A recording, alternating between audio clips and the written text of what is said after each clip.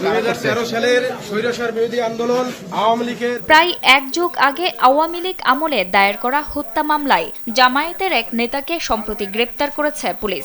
মঙ্গলবার লালমনিরহাটের পাটগ্রাম ব্রাক কার্যালয়ের সামনে থেকে পৌর জামায়াতের আমির সোহেল রানাকে আটক করা হয়।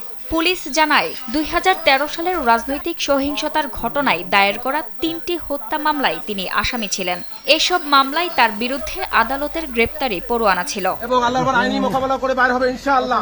এ বিষয়ে পাটগ্রাম থানার ভারপ্রাপ্ত কর্মকর্তা নাজমুল হক জানান, পরোয়ানার ভিত্তিতে গ্রেপ্তারের পর আদালতের নির্দেশে কারাগারে পাঠিয়েছে পুলিশ।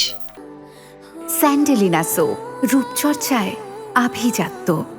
আজকে 2:45 ঘটিকার সময় বিজ্ঞ আদালতের পরোয়ানাভুক্ত হত্যা মামলা 3টি হত্যা মামলার পরোয়ানাভুক্ত আসামি সোহেল রানা, পৌর জামায়াতের আমির, তাকে গ্রেপ্তার করা হয়। গ্রেপ্তার করে বিজ্ঞ আদালতে প্রেরণ করা হয়েছে।